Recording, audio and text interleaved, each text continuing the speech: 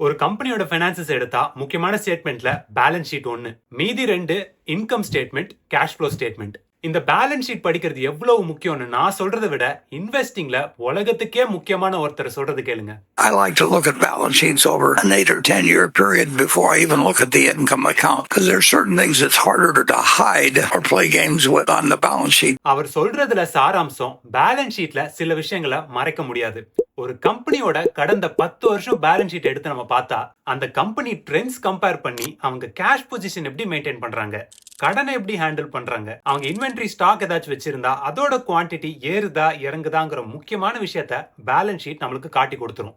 அதுக்கப்புறமா நம்ம அந்த கம்பெனியை டீப் டைவ் அனலைஸ் பண்ணி அவங்க growth பொட்டன்ஷியல் எப்படி இருக்குன்னு பார்த்து ஒரு டிசிஷன் எடுக்கலாம். ஸோ இன்னைக்கு நம்ம பேலன்ஸ் ஷீட்டை எப்படி பார்க்கறதுன்னு ஒரு 3 பில்லர் ஸ்ட்ராட்டஜியோட பார்க்கலாம். அப்புறம் அந்த மெத்தட் யூஸ் பண்ணி நாட்கோ ஃபார்மா பொசிஷன் எப்படி இருக்கணும் பார்க்கலாம். வாங்க பேலன்ஸ் ஷீட்டை சிம்பிளிஃபை பண்ணலாம். நம்ம எல்லாருக்குமே தெரிஞ்ச மேட்டூர் அணைக்கட்டை உதாரணமா எடுத்துக்கலாம். இதுல இருக்கிற நீர் அளவு தினமும் எடுக்கப்படும். அக்டோபர் 3ஆம் தேதி எடுத்த ரீடிங்ல 115 அடி அளவுக்கு நீர் இருக்கிறதா காட்டுது. இது அந்த அணையோட ஒரு குறிப்பிட்ட நாளோட பேலன்ஸ் ஷீட்டா பாருங்க. இப்போ அதுக்குள்ள எவ்வளவு நீர் இருக்கோ அது அந்த டேமோட சொத்து, இங்கிலீஷ்ல அசெட்ஸ். ஆனா அதுல இருக்கிற கொஞ்சம் நீர் விவசாயத்துக்காக திறக்கப்படணும். என்னதான் அந்த அணையில இப்போ நீர் இருந்தாலும் அதுல ஒரு பகுதி வேற யாருக்கோ சொந்தம். இத லயபிலிட்டின்னு சொல்லுவோம். இது போக மிச்சம் உள்ள நீரை நம்ம ஈக்விட்டின்னு சொல்லுவோம். இதுல ஞாபகம் வச்சுக்க வேண்டிய முக்கியமான விஷயம், நம்ம பார்த்தது இந்த மேட்டூர் அணையோட அக்டோபர் 3ஆம் தேதி இருந்த நீர் அளவு மட்டும்தான். நமக்கு இது போன மாசம் வந்த மழையில எவ்வளவு நீர் சேமிக்க முடிஞ்சதுன்னு காட்டாது. அதே மாதிரி போன வாரம் பவர் பிளான்ட்டுக்காக எவ்வளவு நீர் திறக்கப்பட்டுச்சுன்னு காட்டாது. பேலன்ஸ் ஷீட் நமக்கு அது காட்டுற தேதியில அந்த டேமோட நிலைமை என்னன்னு மட்டும்தான் காட்டும். இன்னும் டீட்டெயிலா அனலைஸ் பண்ணணும்னா நம்ம மற்ற ஃபைனான்சியல் டாக்குமெண்ட்ஸை படிக்கணும். பேலன்ஸ் ஷீட்னு பார்த்தா ஒரே ரூல் தான், லயபிலிட்டிஸையும் ஈக்விட்டியும் கூட்டினா அசெட்ஸோட சமமா இருக்கும். பொதுவா ஒரு கம்பெனியோட பேலன்ஸ் ஷீட்டை பார்த்தா இப்படி அசெட்ஸ் ஒரு பகுதியாகவும் லயபிலிட்டி ஈக்விட்டி இன்னொரு பகுதியாகவும் இருக்கும். அசெட்ஸ்ல கரண்ட், நான் கரண்ட் அசெட்ஸ் இருக்கும். கரண்ட் அசெட்ஸ்ல ஷார்ட் டேர்ம் அசெட்ஸ் இருக்கும். இங்க அக்கவுண்ட் ரிசீவபிள், ஸ்டாக் இன்வென்ட்ரி, எதெல்லாம் அவங்க ஒரு வருஷத்துக்குள்ள கேஷா கன்வெர்ட் பண்ண முடியுமோ அதெல்லாம் இருக்கும். நான் கரண்ட் அசெட்ஸை லாங் டேர்ம் அசெட்ஸ்னு சொல்லலாம். இது அந்த கம்பெனிக்கு லாங் டேர்ம் பெனிஃபிட்ஸ் கொடுக்குற பொருளா இருக்கும். இங்க தொட முடிஞ்ச ப்ராப்பர்ட்டி, எக்யூப்மெண்ட்ஸா இருக்கும், இல்ல தொட முடியாத இன்டான்ஜிபிள் அசெட்ஸாவும் இருக்கும். இந்த லே அவுட்டை நம்ம அப்படியே லயபிலிட்டிஸ்லயும் பார்க்கலாம். ஒரு வருஷத்துக்குள்ள கட்ட வேண்டிய கடன் எல்லாமே கரண்ட் லயபிலிட்டிஸ்லயும், நான் கரண்ட் லயபிலிட்டிஸ்ல பொதுவா லாங் டேர்ம் லோன்ஸும் டாக்ஸஸும் இருக்கும். கடைசியா ஈக்விட்டி செக்ஷன்ல அந்த கம்பெனி ஷேர்ஸோட ஃபேஸ் வேல்யூ, அப்புறம் ரொம்ப முக்கியமான ரீடைன் ஏர்னிங்ஸை காட்டும். இந்த ரீடைன் ஏர்னிங்ஸ்ல நம்ம அந்த கம்பெனிக்கு வர்ற ப்ராஃபிட் வருஷம் எவ்வளவு திரும்ப ரீஇன்வெஸ்ட் பண்றாங்கன்னு பார்க்கணும். ஒரு கம்பெனின்னு பார்த்தா 3 விஷயம் அதை தாங்கி பிடிச்சிக்கிட்டு இருக்கும். இதை நம்ம பேலன்ஸ் ஷீட்ல இருந்து எடுத்து அனலைஸ் பண்ணி பார்க்கலாம். இந்த 3 நம்ம பேலன்ஸ் ஷீட்டோட பில்லர்ஸ்ன்னு சொல்லலாம். முதல்ல லிக்விடிட்டி செக், அந்த கம்பெனி இம்மீடியட்டா ஏதாச்சும் பிரச்சனை வந்தா ஹேண்டில் பண்ண முடியுமான்னு காட்டும். அடுத்து fortress check, long term problems face பண்ண அவங்க ஸ்ட்ரக்சர் எவ்வளவு ஸ்ட்ராங்கா இருக்குன்னு நம்ம தெரிஞ்சுக்கலாம். கடைசியா ஃப்ளைவீல் செக், ப்ராஃபிட்ஸோட குவாலிட்டி என்ன, அந்த கம்பெனியோட growth இன்க்ரீஸ் ஆகிட்டே இருக்கா இல்லையான்னு நம்ம தெரிஞ்சுக்கலாம். சரி, இதுக்குள்ள போறதுக்கு முன்னாடி ஒரு கம்பெனியோட பேலன்ஸ் ஷீட் எப்படி எடுக்கிறதுன்னு நம்ம தெரிஞ்சுக்கணும். நிறைய வெப்சைட்ஸ் இருந்தாலும் என்னோட ப்ரிஃபரன்ஸ் டைரக்டா அந்த கம்பெனியோட வெப்சைட்ல இருந்து எடுக்கிறது தான். உங்களுக்கு எந்த கம்பெனியோட ஃபினான்ஷியல் ஸ்டேட்மெண்ட் வேணுமோ அந்த கம்பெனியோட நேம் கூட இன்வெஸ்டர் ரிலேஷன்ஸ்னு சர்ச் பண்ணா அவங்க வெப்சைட் கிடைக்கும். இதுல அவங்க லேட்டஸ்ட் ஆனுவல் ரிப்போர்ட் டவுன்லோட் பண்ணுங்க. அதுல இருக்க கன்சாலிடேட்டட் ஸ்டேட்மெண்ட் செக்ஷன்ல பேலன்ஸ் ஷீட்டை நம்ம பார்க்கலாம். இப்போ நாட்கோ ஃபார்மாவோட பேலன்ஸ் ஷீட்டை நீங்க பாத்தீங்கன்னா நம்ம பார்த்த ஸ்ட்ரக்சர் அப்படியே இருக்கும். Assets, liabilities, equity. இதுல நம்ம முதல் பில்லரான லிக்விடிட்டி செக் பண்ணலாம். இங்க நம்ம பார்க்க வேண்டியது கரண்ட் ரேஷியோ, கம்பெனி கையில வச்சிருக்கிற கேஷ், அப்புறம் அவங்க கஸ்டமர்ஸோட டிமாண்ட்காக அவங்க இன்வென்ட்ரியில வச்சிருக்கிற ஸ்டாக், இதெல்லாம் கரண்ட் அசெட்ஸ் கீழே வரும்.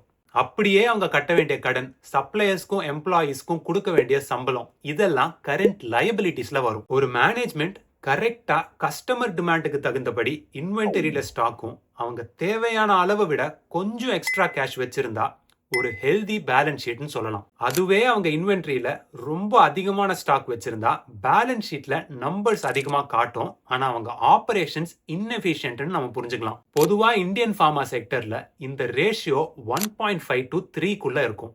1க்கு கீழே இருந்தா அவங்க லயபிலிட்டிஸ் அசெட்ஸ் விட அதிகமா இருக்கு. ஸோ டேஞ்சர் ஜோன்ல இருப்பாங்க.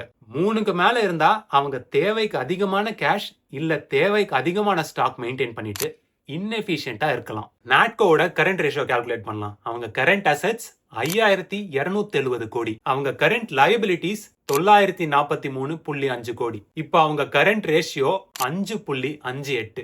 இது நம்ம பார்த்த ஹெல்தி ரேஞ்சில் இல்ல. இவங்க இன்வென்ட்ரி மாடஸ்டா இருந்தாலும் அவங்க ரொம்ப வருஷமா கேஷ் யூட்டிலைஸ் பண்ணாம வச்சிருக்காங்க.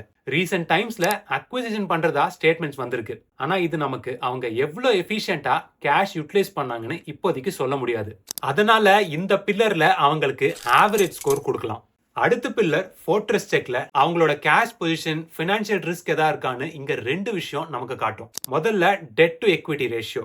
கம்பெனியோட எக்விட்டில இருக்கிற ₹1 எவ்வளவு கடன் இருக்குன்னு நமக்கு காட்டும். கொஞ்சம் இப்படி யோசிச்சு பாருங்க. ஒரு வீடு வாங்குறீங்க, அந்த வீட்டோட மதிப்பு 50 லட்சம். நீங்க டவுன் பேமெண்டா 10 லட்சம் கட்டுறீங்க. பேங்க் கிட்ட 40 லட்ச ரூபா கடன் வாங்குறீங்க. இங்க டவுன் பேமெண்டா நீங்க போட்ட பணம் எக்விட்டி, பேங்க் கிட்ட வாங்கின கடன் டெட். ஸோ இங்க டெட் டு எக்விட்டியை பார்த்தா 4 வரும். நம்ம போடுற ₹1 சொந்த பணத்துக்கு பேங்க் கிட்ட இருந்து ₹4 கடன் வாங்குறோம். யூசுவலா இந்த ரேஷியோட நம்பர் 0.5 கீழ இருந்தா ஸ்ட்ராங்னு சொல்லலாம். அதாவது ஒரு கம்பெனியோட ₹1 எக்விட்டிக்கு 50 காசு கடன் வச்சிருக்கிற மாதிரி. நாட்கோட கேஸ்ல அவங்க வட்டிக்கு வாங்கின கடனை மட்டும் டெட்டா கன்சிடர் பண்ணா இந்த ரேஷியோ வெறும் 0.035ல இருக்கு. இந்த ஒரு மெட்ரிக் நாட்கோட லாங் டேர்ம் ஸ்டெபிலிட்டி எவ்வளவு ஸ்ட்ராங்கா இருக்குன்னு நமக்கு காட்டுது.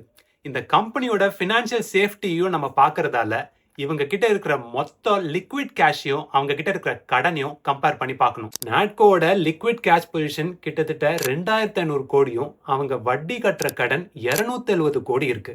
நாட்கோ ஃபார்மா அவங்க கடனை விட 9 மடங்கு மேல கேஷ் வச்சிருக்காங்க. இந்த கேஷ் அவங்களுக்கு ஒரு சேஃப்டி நெட் கொடுக்கறது மட்டும் இல்லாம ஸ்ட்ராட்டஜிக்கா ரிஸ்க் எடுக்கவும் ஒரு வாய்ப்பு கொடுக்குது. இப்போ கடைசி பில்லர் ஃப்ளைவீல் செக். இதுல நம்ம பார்க்க வேண்டியது ரீடைன்ட் earnings. ஒரு கம்பெனி அவங்களுக்கு வர்ற ப்ராஃபிட்ஸை ஷேர் ஹோல்டர்ஸ்க்கு கொடுக்கணும்னா டிவிடெண்ட்ஸா கொடுப்பாங்க, இல்ல ஷேர் பைபேக் பண்ணுவாங்க. இப்படிலாம் பண்ணாம அந்த கம்பெனி அவங்க ப்ராஃபிட்டை சேமிச்சுட்டே வந்தாங்கன்னா அவங்க பிசினஸை எக்ஸ்பேண்ட் பண்ணவோ இல்ல R&Dல யூஸ் பண்ண உதவியா இருக்கும். இப்படி பண்றது கம்பெனி அவங்களுக்குள்ளேயே ரீஇன்வெஸ்ட் பண்ற மாதிரி. நம்ம இந்தியன் கம்பெனிஸ் யூசுவலா இதை அதர் ஈக்விட்டி செக்ஷன்ல ரிப்போர்ட் பண்ணுவாங்க.